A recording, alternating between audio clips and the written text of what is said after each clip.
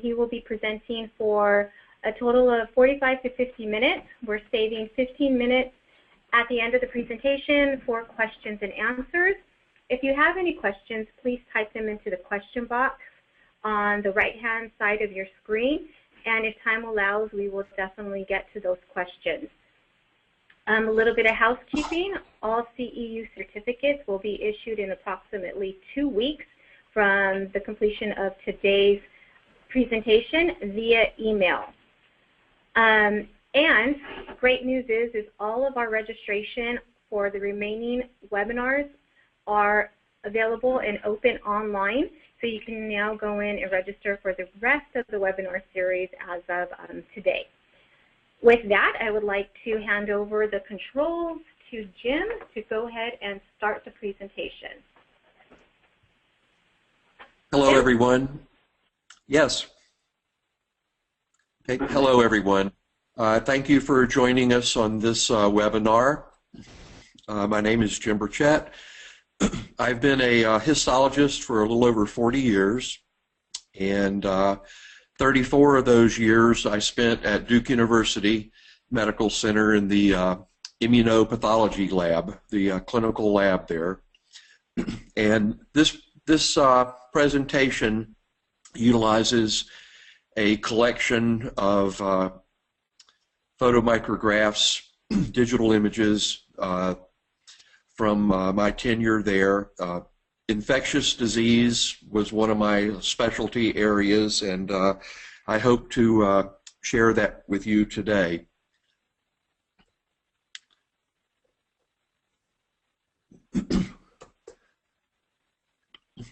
Okay, during this webinar, I will describe each antibody that I have used.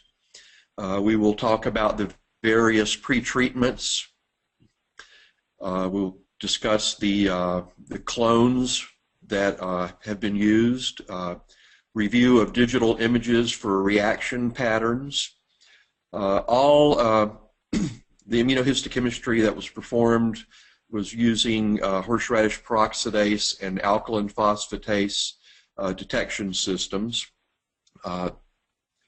Formalin-fixed, paraffin-embedded surgical pathology and autopsy tissues were used, no animal tissues.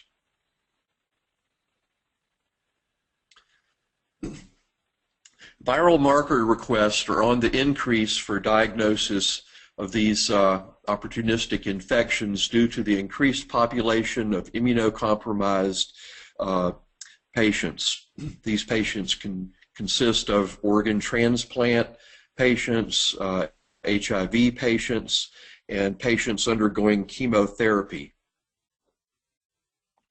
It is our responsibility as histotechnologists to give rapid and accurate immunohistochemical detection of these infectious agents. This has a direct implant on patient care and treatment. An example, a renal transplant patient comes in, and in the differential, it's rejection versus viral infection. The treatment for each of those entities is different. So if we can prove that it's a viral infection in that organ, it has a direct impact on the patient care. Now, one note I'd like to emphasize regarding microtomy. We oftentimes are dealing with very small tissue biopsies, and I implemented a policy at Duke where we would put multiple panels of tissues from these small biopsies on a slide. And sometimes we'd actually run 2 slides for the particular virus that we were looking for. Now, one reason for doing this is to confirm what a pathologist sees as a suspected suspected cell, positive cell, in one panel.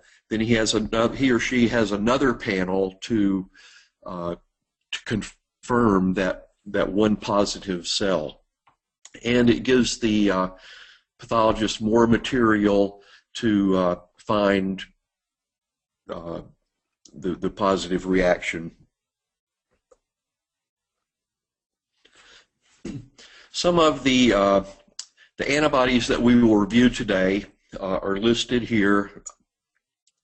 They are viral markers, bacterial markers, and parasite markers listed.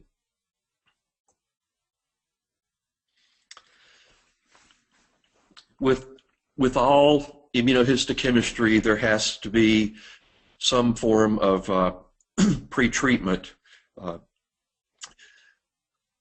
This can be heat-induced epitope retrieval using citrate buffer or EDTA in tris buffer, or the use of proteolytic enzymes.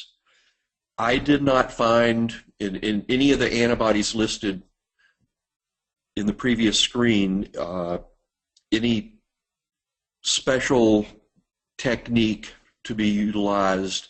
They were all easily demonstrated with routine methods, whether offline, offline retrieval or online automated retrieval.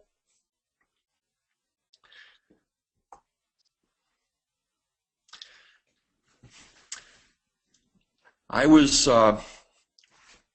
introduced to the use of trypsin as a proteolytic enzyme back in the late 70s.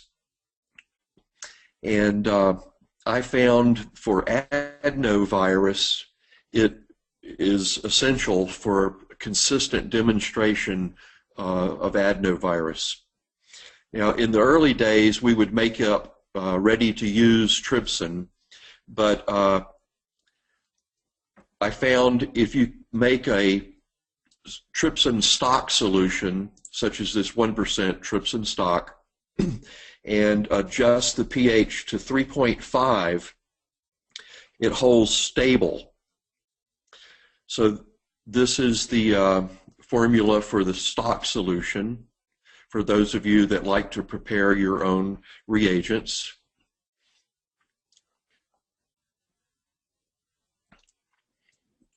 It's pretty self-explanatory. So along with the the trypsin stock solution, you have your buffer stock, and prepare a 1:4 dilution. It brings your trypsin up to working pH, and it's a very stable solution. The other proteolytic enzyme that I used for exposing the antigen site is 0.25% stable pepsin solution. And it was used as pretreatment for the demonstration of the polyclonal Helicobacter pylori, cytomegalovirus, parainfluenza, and parvovirus. Again, using porcine pepsin from Sigma, tris-buffered saline with tween. You prepare a tris-buffered saline solution, pH it to 2.0 with the HCl, and add your 1 gram of pepsin last. It's very important to add this last. It's stable for at least a month. You can prepare aliquots, freeze them away, and use them as needed.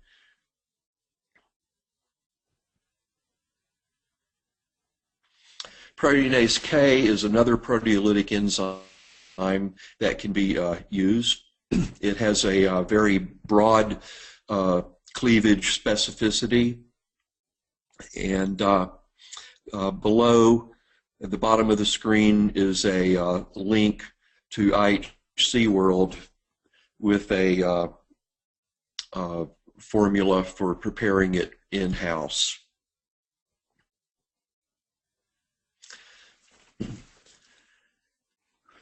Our viruses can be broken down into two categories, DNA and RNA viruses. DNA viruses are usually produced in the cell nucleus, and the viral particles range in size from approximately 20 to 300 nanometers. Sometimes the viral inclusions are large enough to be seen by light microscopy. Some of the DNA viruses that we will be that I will show you today are adenovirus, cytomegalovirus, Epstein-Barr virus, herpes, simplex virus, varicella, HHV8, HPV, parvo, and polyoma virus.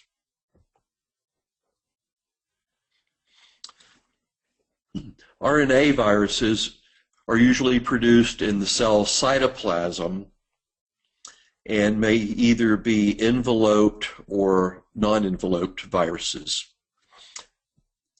There are two RNA viruses we will review today, parainfluenza and respiratory syncytial virus.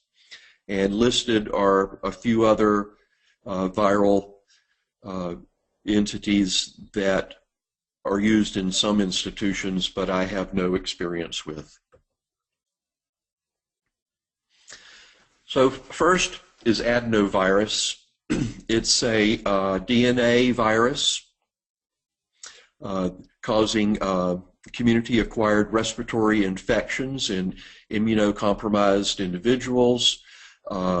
Adenovirus can infect a variety of tissues. Oops, I'm sorry, I just lost my, oh, there it is. I lost my screen.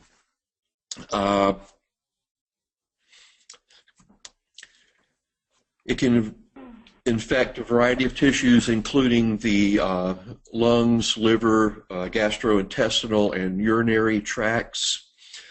Patients with severe immunodeficiency often developed multi-system infections.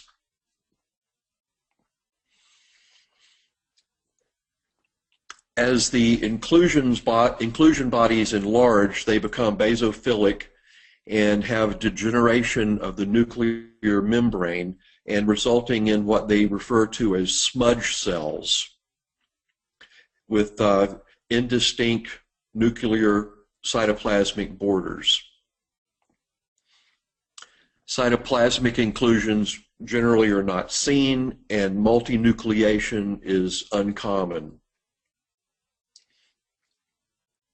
In the lung, adenovirus infects epithelial cells lining the respiratory passages.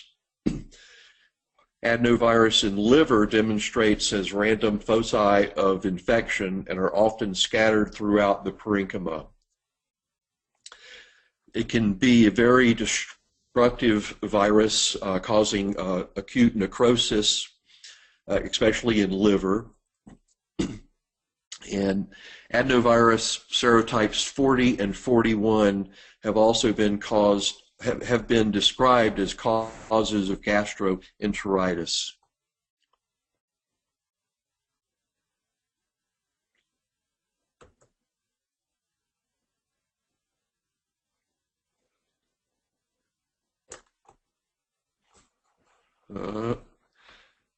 Are you having any problems, Jim? Is it not allowing you to advance? Yes, it's not allowing me to advance. Okay, so I brought up the ghost buttons again. Do you see my cursor here at the bottom? Yep, I've got mine on it too. And it's not. There you go. Oh, here we go. Here we go. Okay, here's a section of liver. On the right side, you can see a large area of necrosis, a little higher power on the left side. There's a strong nuclear pattern and a lot of just viral particles out in what could be the remaining cytoplasm. Here's another example of adenovirus in the liver where the infected cells are very focal and no necrosis is observed.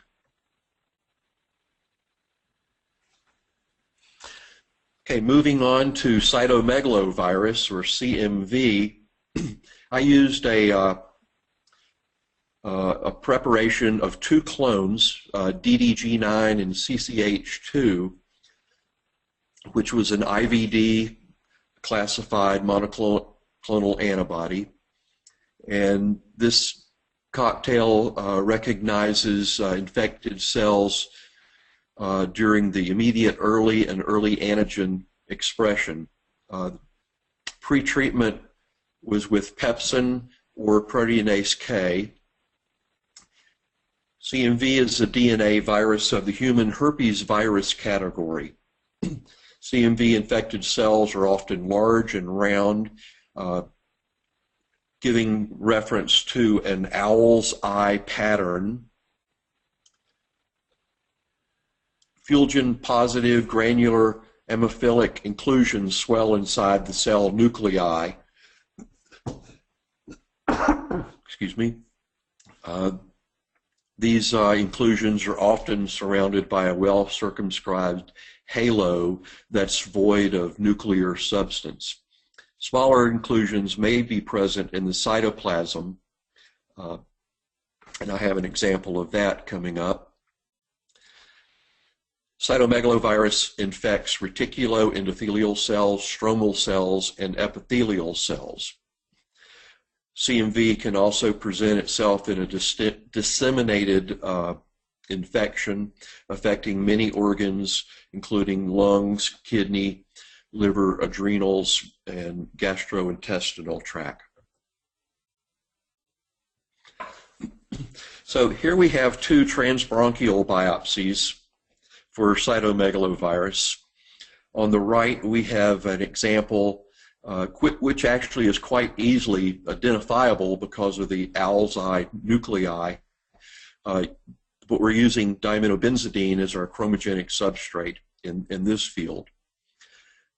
What if, due to our microtomy, we only captured, part of this cell? And looking at it, you couldn't discern whether that was real or if it was a piece of hemosiderin or pigment. So an option is to use a red chromogen such as AEC, aminoethyl carbazole, when using a horseradish peroxidase label detection system. It stands out a little better, but due to all this hemosiderin, it still could be somewhat problematic to easily diagnose. So I recommend you use an alkaline phosphatase detection system. This cell stands out very strongly against the background in this section of lung. On the right, you can see the classic owl's eye in nuclear inclusions, and I'm going to try to zoom in.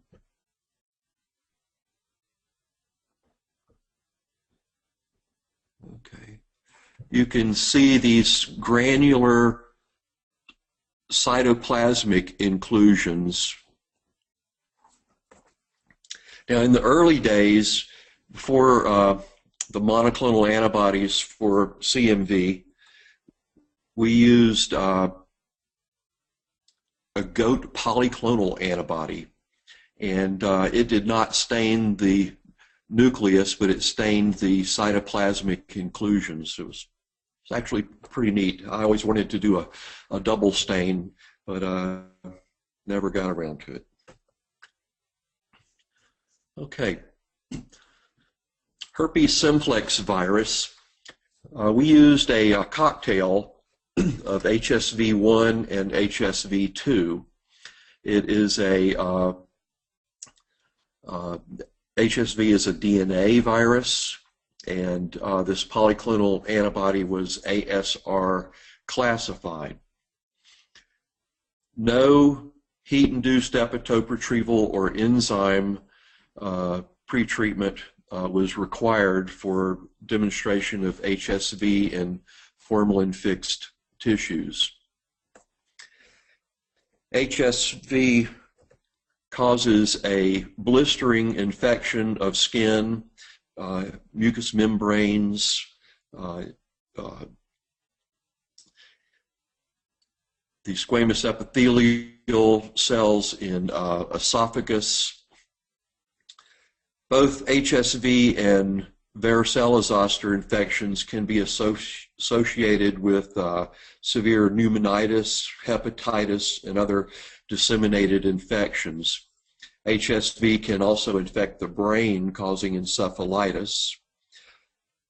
Stratified squamous epithelia is the most commonly affected tissue, exhibiting changes such as hyperplasia, intercellular edema, and ballooning, degeneration of the basal cell layer. It can also form these vesicles. Infection can be a primary onset infection, or it can develop as a result of the virus remaining latent in the nerve roots and ganglia of the mucosal or cutaneous surfaces.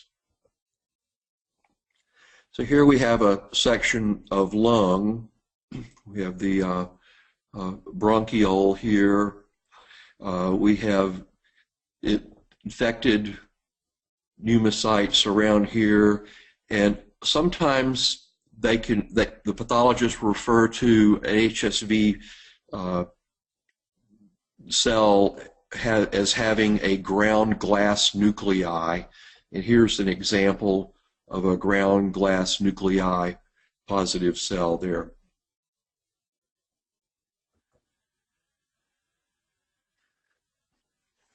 Here's a section of esophagus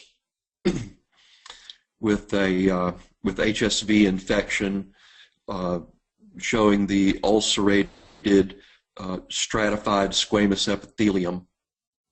It's a real classic pattern, a punched out infected epithelium. Here's a higher power of it. You can see nuclear reaction, some cytoplasmic reaction, and also membrane staining.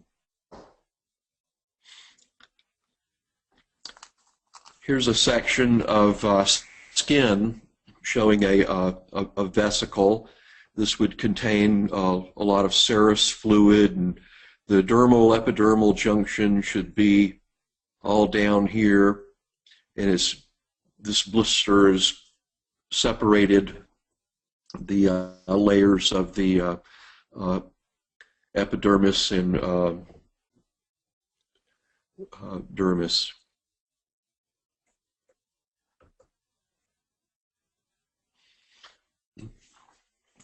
JC virus, JC polyoma virus, is a devastating infection to the central nervous system called progressive multifocal leukoencephalopathy, or PML. This is generally in immunocompromised patients, And oligodendrocytes within the white matter of the brain are typically the target cells of this virus. JC polyomavirus is detected using the SV40 large T antigen antibody. Higher pretreatment was citrate buffer pH 6.0. So here we have a section of brain. Okay, here's a section of brain with some oligodendrocytes staining. It's a nuclear staining pattern, very dense staining.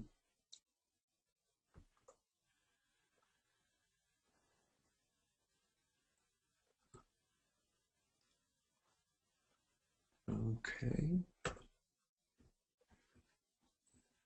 There's a little bit of lag time with the advancing the screen on my end. Apologize.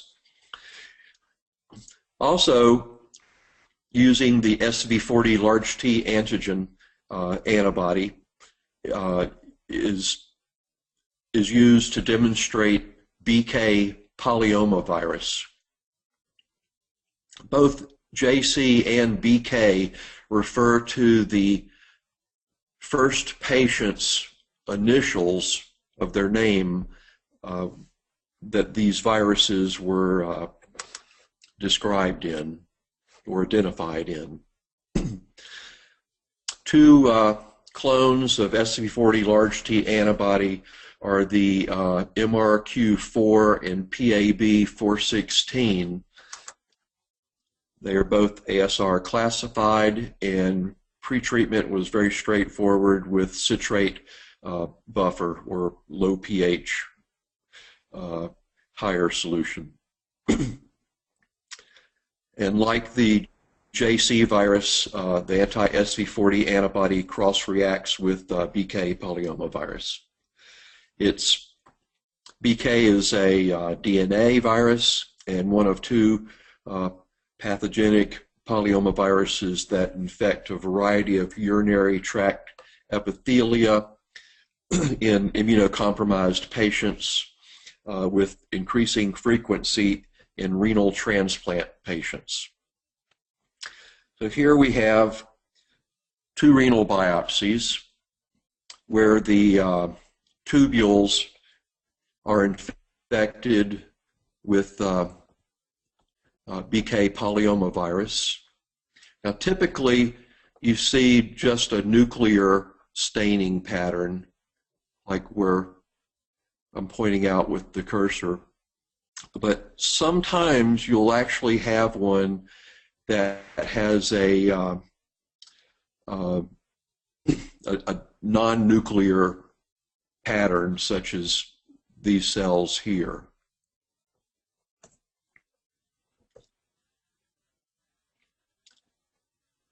Here's an example of BK polyomavirus in transplant kidney using alkaline phosphatase. And on the right is a section of urinary urothelial cells infected with BK polyomavirus.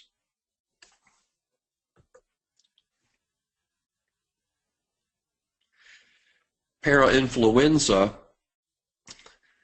antibody MAB819 is a blend of several mouse IgG monoclonal antibody isotypes. It is a research use only classified antibody, and this cocktail reacts with all known serotypes of parainfluenza, parainfluenza 1, 2, and 3. Parainfluenza viruses belong to the Paramyxoviridae family of enveloped RNA viruses. Pretreatment that I found to be very consistent for demonstrating parainfluenza was with the 0.25% pepsin solution.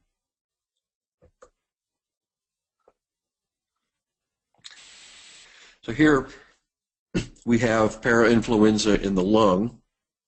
These multinucleated giant cells are staining. It's a very granular type pattern. On the left is a alkaline phosphatase detection system, and on the right, a horseradish peroxidase with diaminobenzidine detection.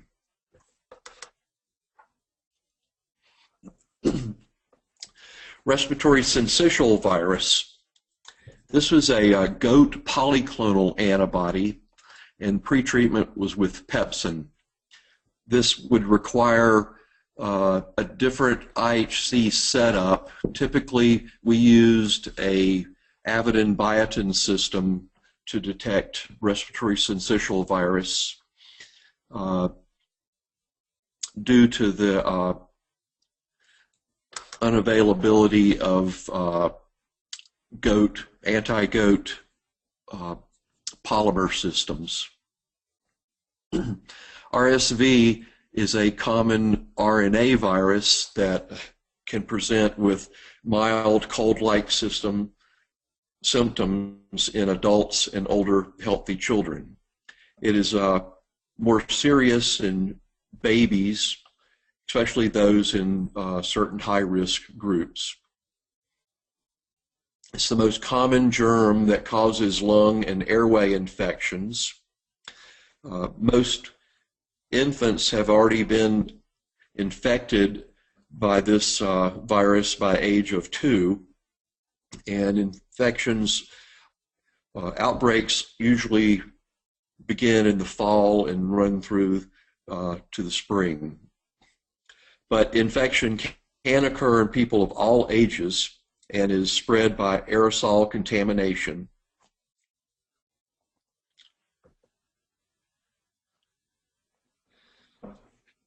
So in this section of lung, you can see this multinucleated cell with a nuclear and cytoplasmic type staining pattern using diaminobenzidine and a horseradish peroxidase detection system.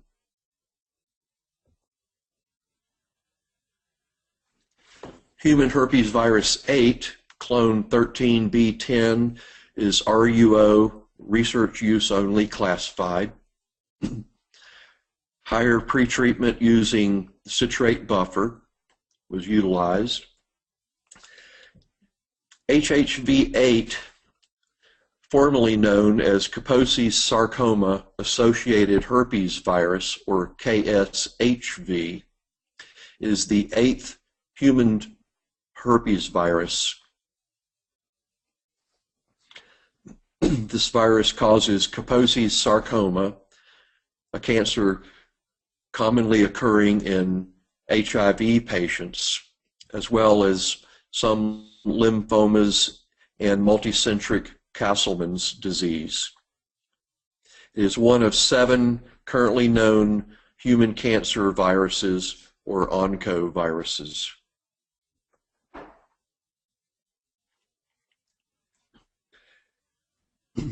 This is a section of lymph node that HHV8 infection is demonstrated in. You can see a granular nuclear pattern with these granular inclusions.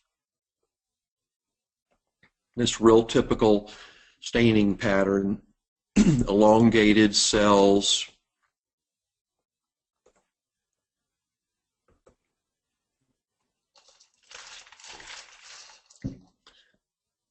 Parvovirus. Excuse me. Human parvovirus B19 is a mouse IgG1 isotype, clone R92F6, and it's also analyte-specific reagent classified. Pretreatment was with the pepsin solution. Parvovirus is the only member of the family of parvoviruses known to be pathogenic in humans. That is the parvovirus B19. This is not the same parvovirus that animals get.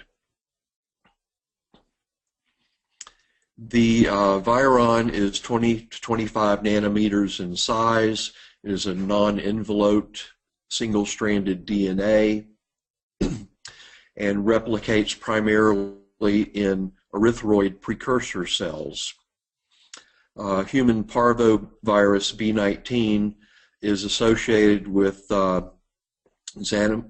xanthomose disease of children, but also with hydrops fetalis and aplastic crisis in patients with chronic hemolytic anemia. Enteric parvoviruses have been associated with gastroenteritis. So here we have a section of placenta demonstrating parvovirus. If you ever come across a case of parvovirus in placenta, by all means cut in as many blocks as you can and you have a lifetime supply of control material.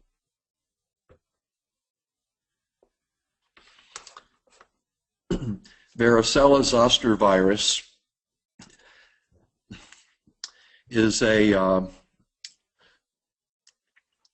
causative agent of chickenpox and herpes zoster or shingles. Pepsin or proteinase K treatment enhances the demonstration of varicella-zoster virus in formalin-fixed paraffin-bedded tissues. This is a cocktail of various clones and mixed isotype analyte-specific reagent classified.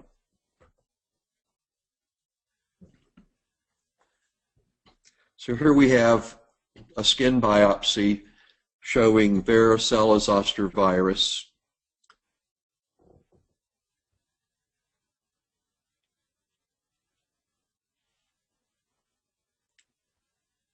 Here we have a vesicle forming here. It's a membrane staining pattern. Okay. That was with DAB. Our same tissue section, oops.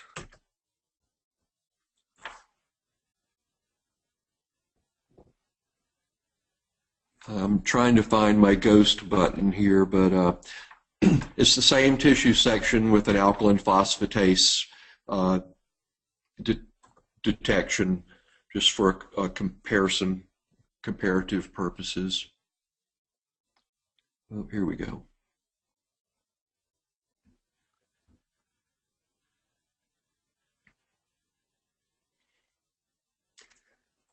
I liked using alkaline phosphatase detection systems on Durham specimens, especially those where you had a lot of melanin pigment. Plus, they're pretty.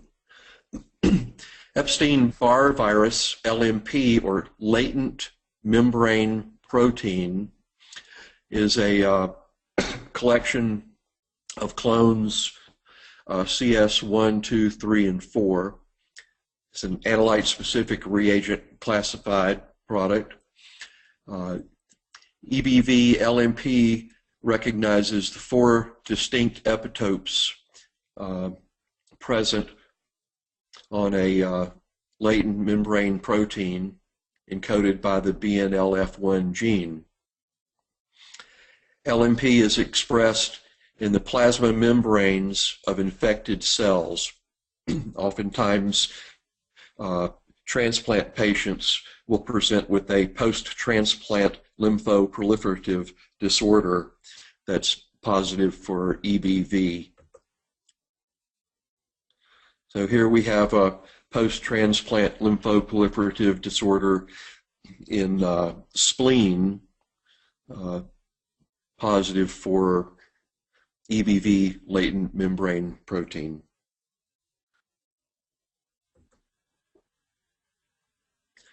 The other Epstein-Barr virus antibody is the EBNA2, or Epstein-Barr nuclear antigen 2. Pretreatment was very straightforward with citrate buffer. However, it does work well with EDTA. The EBNA2 clone PE2 is a RUO classified antibody, and it reacts with the cell nuclei of EBV positive cells and also with EBV infected cells during primary infections such as mononucleosis. EBV EBNA2 also reacts with EBV positive atypical lymphoproliferative lesions and polymorphic lymphomas from immunocompromised patients. EBNA2 is negative on EBV positive Burkitt lymphomas, that would be with the LMP antibody. It's negative on nasopharyngeal carcinomas and EBNA2, in LMP positive Hodgkin's disease.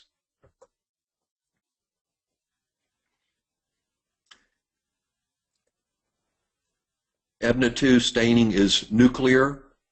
I always observed a variation in intensities throughout the tissue sample. That's very common staining pattern.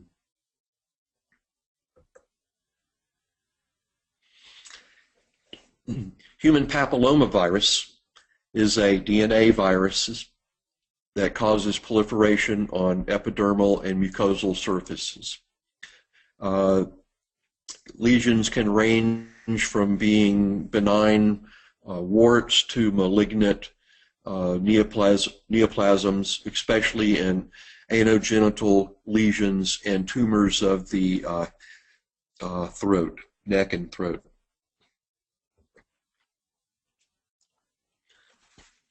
This is a common wart staining with HPV.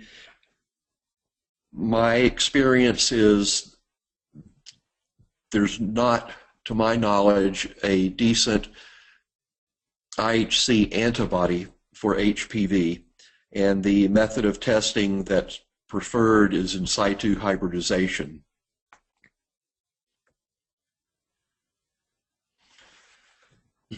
There's two hepatitis viruses. Hepatitis B virus is a DNA virus with a trophism for liver. Our role as a histopathologist is vital in assessing the course and progression of hepatitis infections. Hepatitis viruses infect the hepatocytes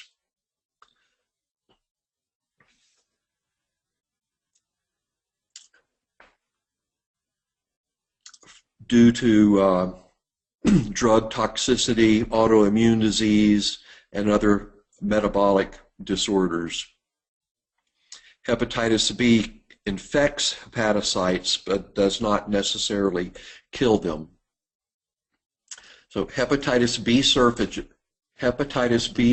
antigen is a mouse monoclonal antibody clone 3E7. No pretreatment is required, and it is an ASR classified reagent. HBsAg is found in antigen-positive hepatocytes in the liver of patients with type B viral hepatitis, cirrhosis, and sometimes in hepatocellular carcinomas. It is a very, very dense cytoplasmic staining pattern, as you can see here in this section of liver, these infected hepatocytes.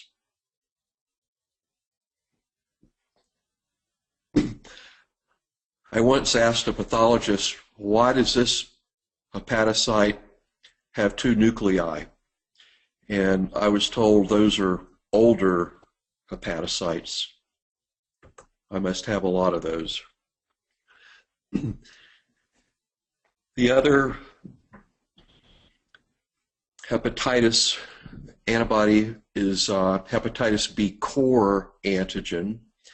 I used a rabbit polyclonal antibody, and again, no pre-treatment with heat-induced epitope retrieval or enzyme pre-treatment was required. Hepatitis B core antigen is found predominantly in the cell nuclei in patients with chronic hepatitis.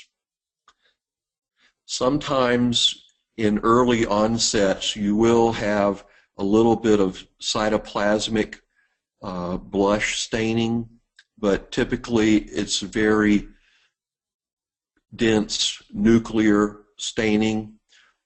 This image on the right is a very strong reaction, whereas this image on the left has a very focal nuclear reaction.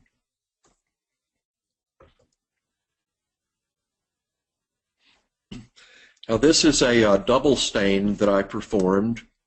We had a liver biopsy come through that was positive for both the hepatitis B core antigen and surface antigen. And seeing how one antibody was a monoclonal and the other was a rabbit polyclonal, I prepared a cocktail and then used a dual label secondary detection system and came up with this this double stain. Took it to our GI doctors and they looked at it and went, "Wow, who told you to do this?" "Nobody. I thought you'd like it." "We love it. Make me a copy of it so I can have it for my teaching file." So go outside the box sometime and try to spoil your doctors. They'll really appreciate it, and you develop a better rapport with them. But the red here is the hepatitis B surface antigen, and the brown DAB is the hepatitis B core antigen. A couple of bacterial antibodies that we will review, Helicobacter pylori and Treponema pallidum.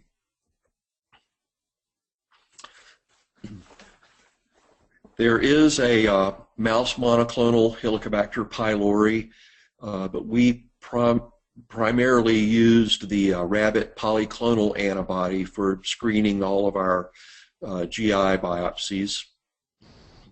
It was an ASR classified reagent, and pretreatment was with pepsin. However, proteinase K does work.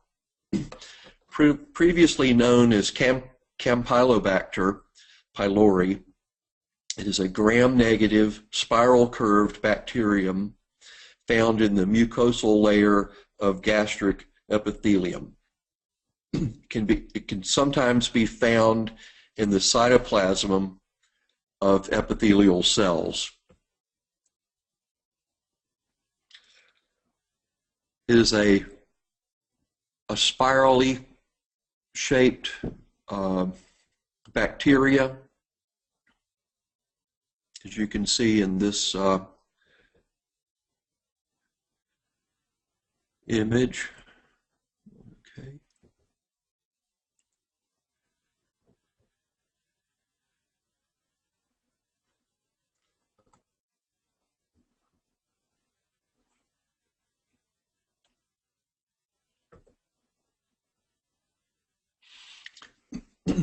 Treponema is the spirochete bacterium subspecies that causes treponemal diseases such as syphilis. It is a spirochete that is mobile and is generally acquired by close sexual contact, entering the host via breaches in the squamous or columnar epithelium.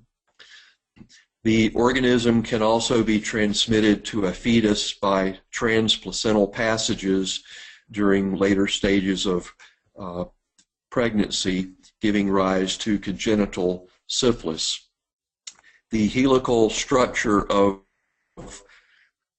pallidum allows it to move in a corkscrew motion through a viscous medium such as mucus, where it can gain access to the host blood and lymphatic systems.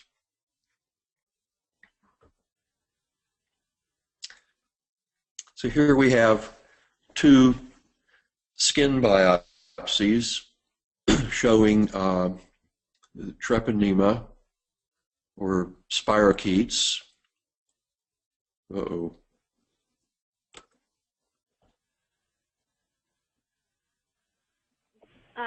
Do you need help getting back to which screen Sorry do you want to about get? that. Okay, there you go.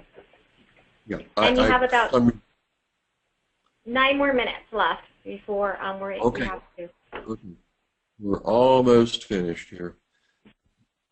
I'm trying to, there we go.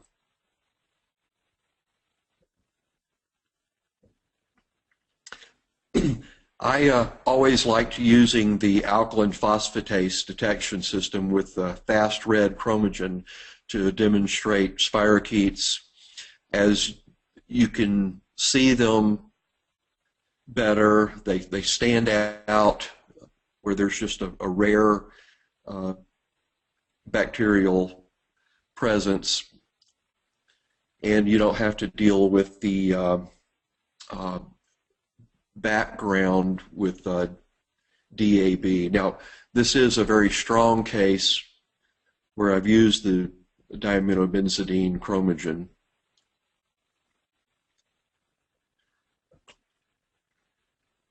Okay, that's a blank slide. I apologize for that. Our last antibody is a protozoa, Toxoplasma gondii.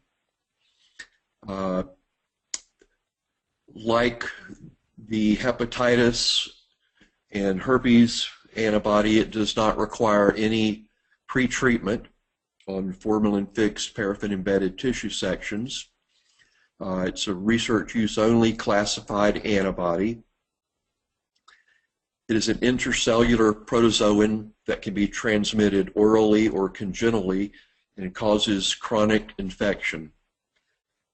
Primary forms of transmission to humans are contact with cat feces and eating raw or uncooked wild game.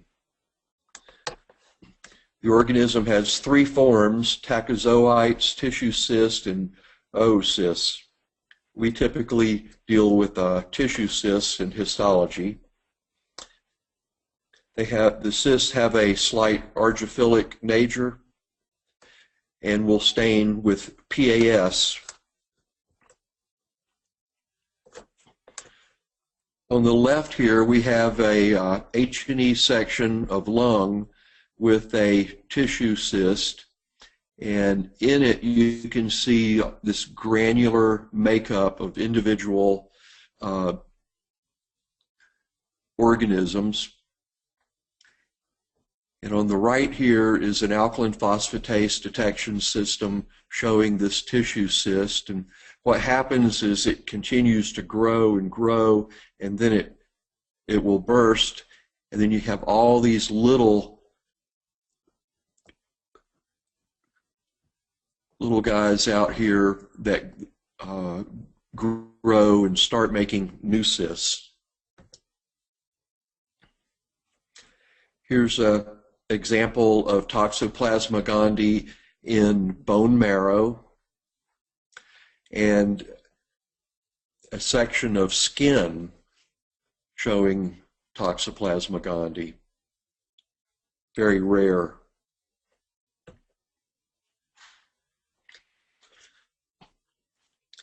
I've included several references for you. Adenovirus, CMV, BK polyomavirus, parainfluenza virus,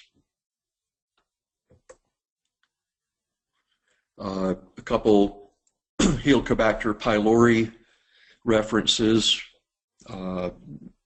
This bottom one here is in past issue of Histologic, and antigen retrieval techniques and antibody optimization and validation, two more articles that I produced and published in Histologic. Now, if you have any questions that you'd like to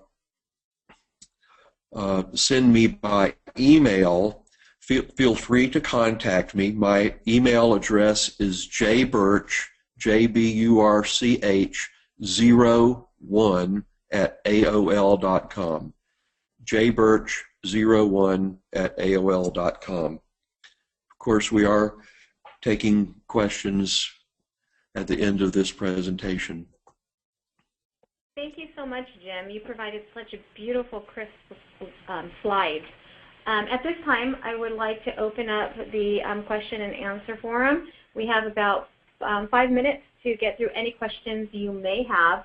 Currently, we don't have any questions, and typically that means that you did an amazing job in providing all of the information that the audience was looking forward to. While we wait for some questions to come in, next month's webinar is scheduled for June 18th, and Tim Morgan from UCSF will be presenting on barcoding in pathology and how to implement that into your workflow. Please register at sakura-americas.com if you haven't already done so. And as with all of our webinars, the featured product for this month is our grossing stations. Some of you don't know that Sakura does offer customized grossing stations. They are built to your specification, and they come available in different sizes. So if you need more information, please contact your local Sakura rep or log on to our website, and you'll have a bunch of information there. And we're not getting any questions that are coming in, Jim. So I just want to thank you for your time this afternoon. You put together a very informative presentation, and oh, I am getting some questions. So let's go ahead and open those up and see what they are. Why do most viral antigens require enzyme treatment? Okay, please repeat that to me. Why do most viral antigens require enzyme treatment?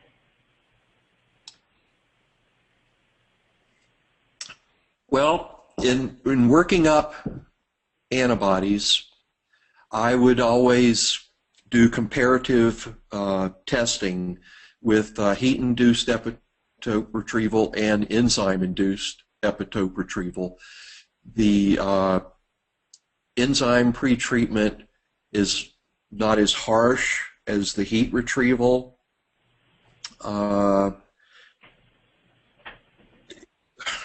It's kind of tough to answer. It's just some viral markers work better with enzyme than heat retrieval. Okay, thank you. The second question we have, for demonstrating viruses, no antigen pretreatment would be required for cytology specimens. Is that correct? Typically, that is correct, because they're alcohol fixed. But then you need to have an appropriate control to run with those cytology specimens that were fixed in the same manner. Okay, thank you. Again, if you have any direct questions that you would like to direct to Jim, he provided his email address to you, and a copy of this presentation was included in the confirmation email that you received to log on to this webinar. So if you scroll halfway down the page, you'll see a link to download this presentation. And then please give us about 2 weeks to issue out all of the CEU certificates, and those will be coming via email. With that, I would like to end today's session and thank everybody for participating and joining us today. Look forward to next month. Thank you. Thanks, Jim. Thank you, everyone.